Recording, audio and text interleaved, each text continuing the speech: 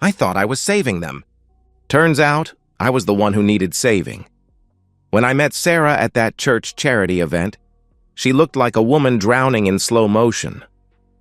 Her eyes held that particular exhaustion that comes from fighting battles alone, and her children, Lily, 14, and Sam, 12, clung to her like life preservers in rough seas. Their story tumbled out over coffee, an abusive ex-husband, custody battles, financial struggles. Every protective instinct I'd cultivated over 42 years of bachelor life suddenly focused on this fragile family. Thomas was a monster, she whispered that first night, her voice catching as she spoke. The things he did. The children still have nightmares. 6 weeks. That's all it took before I proposed. My friends called me insane, but they didn't see Lily flinch when a door slammed, didn't witness Sam's 1,000-yard stare when male voices rose. I could give them stability, safety, the childhood they deserved. We married quietly at the courthouse, and I moved them into my 4-bedroom colonial, the house I'd bought thinking someday I'd fill it with my own family. The requests started immediately, wrapped in trauma and delivered with tears. "Mark," Sarah approached me 3 days after the wedding, her voice tentative. "Lily's homecoming is next week. All her friends shop at Nordstrom. She's already the new kid." She let the implication hang. $300 later, Lily examined the dress I'd bought with the critical eye of a fashion editor. "It's from last season," she announced flatly. "Everyone will know." When I suggested she could exchange it, Sarah's face crumpled. "She's been through so much, Mark," she pleaded. "Can't we just get the right one? For her confidence?" So I bought the right one. $450. Sam. Needed a gaming setup, therapeutic, according to Sarah. It helps him connect with other kids without the anxiety of face-to-face interaction, she explained earnestly. I spent an entire Saturday assembling the desk, mounting monitors, running cables while Sam played on his phone 6 feet away. When I asked if he wanted to help to learn how it all worked, he glanced up briefly. "That's what you're for, right?" he muttered before returning to his screen. Sarah touched my arm gently when I tensed. "Give him time, honey. Trust isn't rebuilt overnight.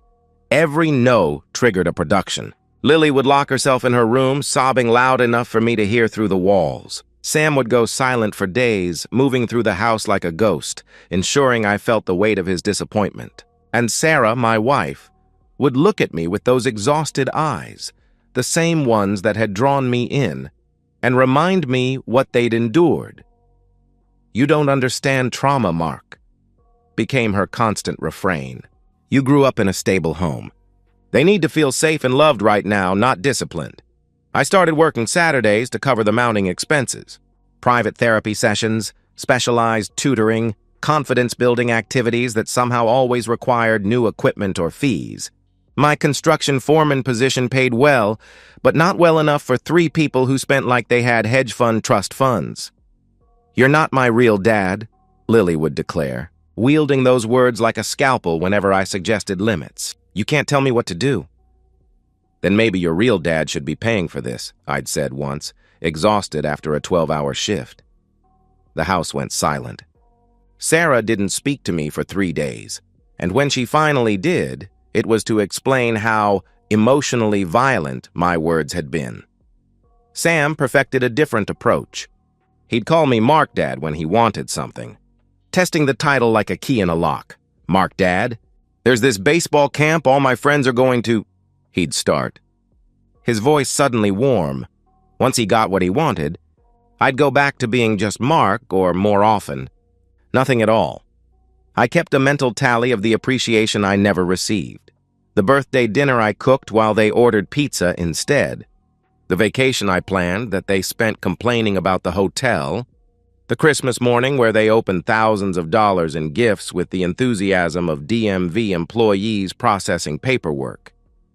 But it was the small cruelties that wore me down.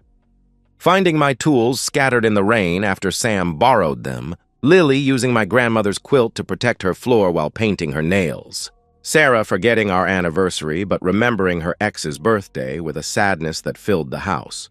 3 years in, I realized something disturbing. They weren't healing from their trauma, they were weaponizing it. The pattern revealed itself slowly, like a photograph developing in reverse, what seemed clear becoming increasingly distorted until I couldn't recognize what I'd been looking at all along. It started with small observations. Lily crying over a canceled shopping trip, real tears streaming down her face, only to answer a friend's call 30 seconds later with perfect cheerfulness. "Yeah, I'm literally dying of boredom," she laughed into the phone. "My stepdad is being super weird about money again." No trace of the devastation she'd performed for my benefit. Sam had his own repertoire. Anxiety attacks struck with Swiss precision whenever yard work needed doing. Panic attacks materialized when his grades slipped and consequences loomed. But I'd catch him at his gaming setup, steady-handed, trash-talking opponents without a tremor in his voice, moments after claiming he was too overwhelmed to take out the garbage. The most elaborate performance happened last spring. Lily wanted to attend a music festival, 3 days, 500 miles away, with kids I'd never met. When I expressed concerns about safety and supervision, she collapsed into hysterics. "You don't trust me," she wailed, tears flowing freely. "You think I'm some kind of slut like Thomas always said? I finally feel normal enough to want normal teenage experiences. And you're taking that away from me." Sarah materialized instantly, her timing impeccable as always. "Mark, honey," she said softly, rubbing my shoulder. "This is actually progress. Her therapist says social integration is crucial at this stage." Of course, I hadn't been invited to these therapy sessions where such insights were apparently shared. Later that night, I couldn't sleep. I walked past Lily's room and heard her on the phone. "Yeah, the crying thing totally worked," she was saying. "He's such a pushover." Mom coached me on mentioning Thomas. Mark loses his shit when we bring up our dad. The financial hemorrhaging accelerated. Sarah remained unemployed, though her reasons evolved creatively. Anxiety disorder, chronic fatigue, unspecified autoimmune issues that prevented work but not shopping trips or lunch dates with friends. She'd been seeing a therapist on my insurance who apparently validated every reason she couldn't contribute financially. "I'm doing the emotional labor of healing this family," she told me when I suggested even part-time work. "Isn't that worth something to you?" Meanwhile, the demands escalated. Sam's travel baseball team cost $8,000 a year, not counting equipment, travel, and hotels. Lily's therapeutic horse riding, because traditional therapy wasn't reaching her, ran $1,200 monthly. Sarah needed a newer car. Hers made her feel unsafe, though it was only 3 years old and perfectly maintained. I took on credit card debt for the first time in my life. Then a second card. Then a home equity line of credit for Sarah's dental work, cosmetic veneers she insisted were necessary for her self-esteem. The revelation came accidentally. Sarah's sister, Patricia, visited for a weekend. They'd been drinking wine on the deck, not realizing the bathroom window was open. I was fixing the running toilet when I heard them. "Girl, you got him completely trained." Patricia laughed. Sarah's response chilled me to the bone. "It's easy. Men like Mark need to feel needed. You give them a mission, saving the broken family, and they'll work themselves to death trying to accomplish it. The kids know their roles. A few tears, some trauma talk, and he caves every time." "Don't you feel bad?" Patricia asked. "For what?" Sarah replied. "For ensuring my children have the life they deserve?" Mark chose this. Nobody forced him to marry me. He wanted to be the hero, so I let him. It's a fair exchange. He gets to feel important. We get security. "But the kids treating him like shit," Patricia pressed. "They're protecting themselves from attachment," Sarah explained casually. "It's actually healthy, according to everything I've read about blended families. Better than them getting too close and then getting hurt when things don't work out." "You planning on things not working out?" Patricia asked. Sarah's pause stretched long enough for me to stop breathing. "I'm planning on things working out exactly as long as they need to," she finally answered. "The kids will be in college soon." Mark's good for that, at least. I sat on that bathroom floor until my legs went numb, processing the truth that my marriage was a long con and I was the mark. That night, I started writing down every story they'd told me about their father. By morning, I had 3 different versions of the same traumatic event. The truth lived in details they'd forgotten to coordinate. According to Lily's version, Thomas had thrown a plate at the wall during an argument when she was 8. In Sam's telling, it was a glass, and he was 10, which would have made Lily 12, not 8. Sarah's account involved an entire set of dishes destroyed in a rage when the children were very young, though she could never specify their ages. I became a detective in my own life, cataloging inconsistencies with the thoroughness of a prosecutor building a case. The children who supposedly cowered from their abusive father showed no signs of hypervigilance. Loud noises didn't make them flinch. Male anger didn't trigger visible fear responses. They navigated conflict with the confidence of kids who'd never truly been threatened. The court records told a different story than Sarah's narrative. I'd requested them through a private investigator, paying cash to keep it off our joint accounts. Thomas had fought for equal custody. The judge had found no evidence of abuse, but Sarah had been granted primary custody based on stability of environment and her role as primary caregiver during the marriage. The restraining order she'd mentioned, temporary, dismissed after investigation, never reinstated. Thomas's social media painted a picture of a man desperate to maintain connection with his children. Birthday posts every year. Happy 17th birthday to my beautiful daughter. Dad loves you always. Father's Day pictures from before the divorce showing an engaged, affectionate parent. Comments from mutual friends expressing confusion about why the kids never visited him anymore. The financial records revealed Thomas never missed a child support payment. In fact, he often paid early and had voluntarily increased the amount when he'd received a promotion. The Christmas and birthday gifts Sarah claimed never arrived? I found receipts in her email. She'd been returning them for store credit. The investigator uncovered something worse. Sarah had coached the children to make vague accusations during the custody hearings. Not enough for criminal charges, but sufficient to poison the well. She'd presented herself as the protective mother, shielding her babies from a dangerous man, while systematically alienating them from their father. The therapist Sarah had been seeing, Dr. Regina Faulkner, who ran a practice specializing in empowering women through strategic divorce recovery. Her website featured testimonials from women who'd successfully reimagined their family structures for optimal outcomes. Code for weaponizing children against fathers while securing maximum financial support. Tracked down Thomas's number and called from a burner phone. During my lunch break, "Hello?"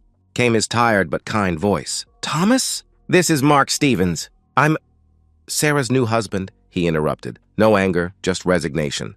"Are the kids okay?" That question broke something in me. Here was the supposed monster, asking about children who'd been trained to hate him, while I, the supposed savior, was calling to gather intelligence for my escape plan. They're fine," I managed. "I need to ask you something. Did you ever abuse them?" He cut in with a bitter laugh. "No, but it doesn't matter what I say, does it?" Sarah's made sure of that. "I haven't seen my kids in 3 years, Mr. Stevens. Not because I don't want to, but because she's convinced them I'm dangerous. Every time I try to reach out, she files something new with the court. Harassment, stalking. I've spent $30,000 on legal fees just trying to get phone calls with my own children." "Why didn't you fight harder?" I asked. "How do you fight parental alienation when the system believes mothers by default?" He responded, pain evident in his voice. "When your children have been coached to fear you, I could force visitation, traumatize them further, prove Sarah's narrative that I'm the bad guy. Or I can wait, hope that someday they'll be old enough to see the truth. It's killing me, but what choice do I have?" We talked for an hour. Thomas was an accountant who'd been laid off during economic downsizing 6 months into their divorce, the catalyst Sarah had used to paint him as unstable and unreliable. He'd rebuilt his career but never recovered his reputation as a father. "Take care of them," he said before hanging up. "Whatever Sarah is, those are still my kids." That night, I watched my family at dinner. Sarah complained about the restaurant I'd chosen for our weekly Friday night out. Too loud, too casual, too something. Lily spent the entire meal on her phone, occasionally surfacing to criticize the food. Sam ordered the most expensive item on the menu, took 3 bites, and declared it gross. I spent weeks perfecting my plan. They thought they had broken me into submission, but they had no idea what a patient man was capable of when he finally stopped being patient. Friday arrived with unusual clarity, the kind of crisp evening where every detail seems etched in high definition. I'd chosen this night specifically. Thomas was prepared, the legal documents were filed, the movers were scheduled for tomorrow morning. 3 years of marriage reduced to a series of contingency plans and strategic preparations. "Why are we eating at home?" Sarah asked, irritation clear in her voice. "It's Friday." "Thought we'd have a nice family dinner," I replied, plating the pot roast I'd spent all afternoon preparing. Her favorite, once upon a time when she'd still pretended to care about things I did for her. "This looks gross," Sam announced before even sitting down. His default response to anything requiring gratitude. "Then don't eat it," I said mildly, which earned me a sharp look from Sarah. I usually would have cajoled, offered to make something else, apologized for disappointing him. Lily emerged from her room 20 minutes late. Despite 3 calls to dinner, "I'm going to Madison's later," she announced rather than asked. "No, you're not," I responded calmly. The table went silent. I never said no without being talked out of it. "Excuse me?" she said, her tone ice cold. "You're not going to Madison's." "We're having a family dinner," I repeated. "You can't—" she started. "I can," I interrupted. "I pay for the roof over your head, the food on this table, the phone in your hand. So tonight you're sitting here and eating dinner with the family you claim to be part of when you need something." Sam's face darkened. "This is nonsense," he muttered, pulling out his phone, that $800 insult to my generosity, and began aggressively scrolling. "Put it away," I said firmly. "Make me," he challenged. The calculated defiance in his voice, he knew exactly how far he could push, exactly how much disrespect I'd swallow to keep the peace. "Not tonight." "Gladly," I said, reaching over and taking the phone from his hands. What happened next was deliberate, not accidental. Sam grabbed for it, and in the theatrical struggle he'd initiated, the phone fell to the floor. He stomped on it hard, the screen shattering with a satisfying crunch. "Look what you did!" he screamed. "You broke my phone." Sarah gasped. "Mark!" "How could you?" she cried out. "I didn't break anything. Sam just destroyed his own property," I stated calmly. "It's not mine. It's yours," Sam shot back. "You bought it. And you're buying me a new one. Tonight. The new iPhone." The entitlement in his voice was breathtaking. He'd deliberately destroyed an expensive item and immediately demanded an upgrade. This was their pattern distilled to its essence. Manufacture a crisis, blame me, demand compensation. "No," I said simply. "What do you mean, no?" Sarah's voice pitched higher. He broke his phone. "And I'm not replacing it," I repeated. "You're such an asshole," Sam shouted, standing up, his chair scraping back. My real dad would never treat us like this. There it was. The weapon they'd been sharpening for 3 years, deployed whenever I showed any spine. Your real dad? The phantom perfect father they'd created from the ashes of a man they'd helped destroy. "Your real dad?" I asked, keeping my voice steady. "You mean Thomas? The one who's been begging to see you for 3 years? The one whose calls your mother blocks? That real dad?" Sarah went white. "Mark, stop," she warned. "At least he was a real man," Lily spat, joining her brother's assault. "He never got in our way. He was a better dad than you'll ever be." "A real man?" I laughed, and something in that sound made them all step back. "A real man who you haven't seen in 3 years because your mother convinced you he was dangerous? Who pays child support early every month while you live off my income? Who sends gifts your mother returns for store credit?"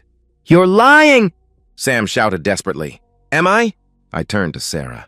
"Sarah, tell them about the Christmas presents, the birthday cards. Tell them about Thomas calling the house while they're at school, begging for just 5 minutes to hear their voices." Sarah's mask slipped completely. "You don't understand?" she started. "I understand perfectly," I cut her off. "You've weaponized these children against their father and tried to do the same thing to me. The only difference is I'm not their father. I'm just the fool who thought he was rescuing a family in need." "Mark, please!" Sarah's tears started, right on cue. "Save it," I said coldly. "I've seen this performance too many times. Lily, Sam, congratulations. You want your real father? You're getting him. Pack your things." "What?" Lily gasped, her aggression evaporating. You're going to live with Thomas, tonight, all three of you, I announced. You can't do that. Sarah stood up, no longer crying. This is our home. This is my home, I corrected. You're my wife, not my property owner. And as of the paperwork I filed this morning, you're not even that for much longer. The silence that followed was complete. No more performances, no more manipulation. Just the naked truth hanging in the air like smoke after a fire. As I watched them scramble to pack their few possessions, I realized they were finally getting what they'd always claimed to want, a life without me in it. The drive to Thomas's apartment complex took 37 minutes. I know because I watched every number tick by on the dashboard clock, memorizing this final journey with my 3-year mistake. Sarah sat in the passenger seat, cycling through her playbook. Tears, threats, seduction, guilt. The kids huddled in the back, silent for once, their phones dark, their defiance evaporated. "Mark, honey, please," she begged. "Let's talk about this at home." The kids didn't mean what they said. "Yes, they did," I replied. "And so did you that night with Patricia. Fair exchange, right? I get to feel important, you get security?" She froze. In the rearview mirror, I saw Lily and Sam exchange glances. The first time in 3 years I'd seen them look genuinely uncertain. "You don't understand," she started again. "Stop. Just stop," I interrupted. "I understand that you took a good man, painted him as a monster, and stole his children. I understand that you saw me as the next target. I understand that you trained Lily and Sam to see kindness as weakness." "Where are we going?" Sam asked, his voice cracking. Not the planned emotional manipulation, but actual fear. "To your real father," I answered. "The one you just told me was better than I'd ever be, Mom," Lily whispered, the single word carrying all the weight of a child realizing the adults had failed them. Sarah's final gambit was pathetic. "He won't take us," she said desperately. "He hasn't even tried to see them, because you threatened him with restraining orders every time he tried," I shot back.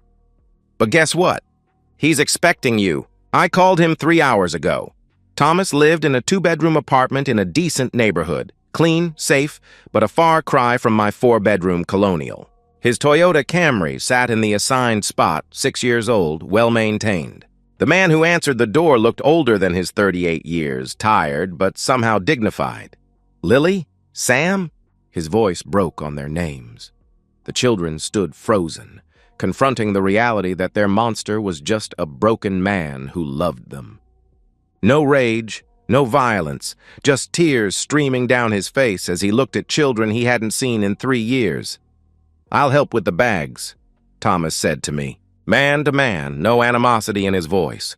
We unloaded in silence while Sarah tried one more manipulation. "Kids, tell Mark you want to go home," she urged them. "Tell him you don't want to stay here." But they couldn't speak. The cognitive dissonance was too severe. Everything they'd believed was crumbling. Their father, the supposed abuser, was gentle and welcoming. Their stepfather, the supposed pushover, had spine enough to walk away. Their mother, the supposed victim, was revealed as the architect of everyone's misery. "Sarah," Thomas said quietly, "there's a pull-out couch. You can stay until you figure something out. But the kids' rooms are ready. I never changed them just in case." That broke Sam. He started sobbing, real tears, not the practiced kind. "Why did you leave us?" He asked his father. "I didn't leave you, son," Thomas replied gently. "I've been here the whole time." I pulled out the envelope I'd prepared, copies of the court documents, the returned presents receipts. 3 years of Thomas's attempts to maintain contact. "This is the truth," I said, handing it to them. "Do with it what you will." Sarah made one last attempt. "Mark, please, we can work this out. The kids need stability."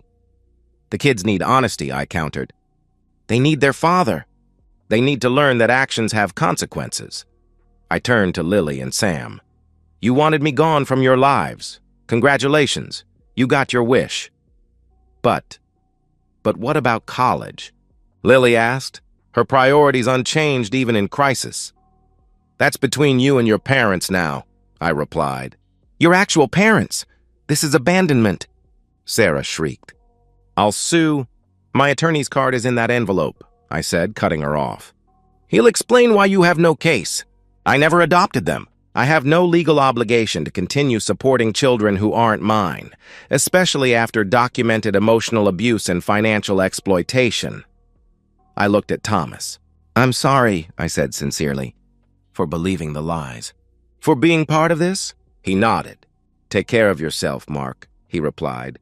The walk back to my car felt like emerging from underwater, each step lighter than the last. Behind me, I heard Sam ask Thomas, Do you really want us here? I've wanted you here every day for 3 years, Thomas answered, his voice thick with emotion. Sarah's last words were predictable. You'll regret this, Mark. You'll be alone. I turned back one final time. I've been alone for 3 years, Sarah, I said. I just didn't know it. I drove into my future without looking back, finally free from people who confused kindness with weakness and generosity with obligation. 6 months later, I'm sitting in my apartment, a 2-bedroom in a building with a gym and a pool I actually have time to use. The furniture is mine, chosen without committee, without criticism. The silence isn't lonely. It's peaceful. Sarah works at Target now. The divorce was uncontested. She couldn't afford to fight it, and I documented enough emotional and financial abuse to make any claims irrelevant. She'd tried to claim alimony, but 3 years of marriage and her deliberate unemployment worked against her. The judge saw through it, especially with her recorded admissions to Patricia entered as evidence. Thomas sends updates occasionally. We're not friends, too much history for that, but we share a strange bond. The kids are adjusting. Without their mother's constant poison, they're slowly learning who their father really is. Lily takes community college classes and works part-time at a bookstore. No more designer clothes or therapeutic horseback riding. Sam plays in a local recreational league, rides his bike to practice. His phone is a basic model Thomas bought him, with the understanding that if it breaks, he buys the next one himself. They've tried reaching out to me twice. Once, a text from Lily. I'm sorry. We didn't understand. I didn't respond. Some bridges, once burned, don't get rebuilt. The second time, Sam left a voicemail. I know you probably hate us, but I wanted you to know that I get it now. What we did. What Mom did. I'm sorry. Maybe someday I'll be ready to forgive them. They were children, weapons in their mother's war. But forgiveness doesn't mean forgetting, and it certainly doesn't mean reopening doors better left closed. Sarah's attempts to reconnect bordered on harassment until my attorney sent a cease and desist letter. Her final email, sent just before the legal deadline, was a masterpiece of delusion. Despite everything, I know you still love us. When you're ready to be a family again, we'll be waiting. I forwarded it to my attorney and blocked her email address. My bank account is recovering. My credit cards are paid off. The house sold for enough to clear the home equity line and leave me with a decent reserve. I'm dating someone now, cautiously, slowly, with eyes wide open. She has her own career, her own apartment, her own life. She wants a partner, not a savior. The greatest revenge wasn't destroying them or seeing them suffer. It was simply stepping back and letting them face the natural consequences of their choices without my interference. Sarah has to work for the first time in years. The children have to build an authentic relationship with their father instead of a fantasy of victimhood. They all have to live with the knowledge that they had someone who genuinely tried to love them, and they threw it away for money and manipulation. Some nights, I think about those 3 years, the thousands of dollars spent, the emotional energy depleted, the dignity surrendered piece by piece. But mostly I think about the lesson learned. Kindness without boundaries isn't kindness at all. It's enabling, and love without respect isn't love. It's exploitation. The story ends not with dramatic vengeance, but with simple truth. I saved myself. And sometimes, that's the only person you can save. And that's the end of today's story.